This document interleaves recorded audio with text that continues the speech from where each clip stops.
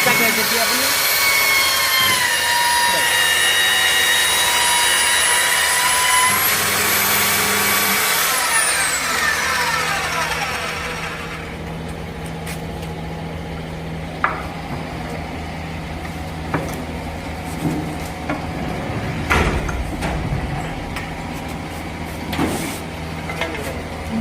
निकाले बीच में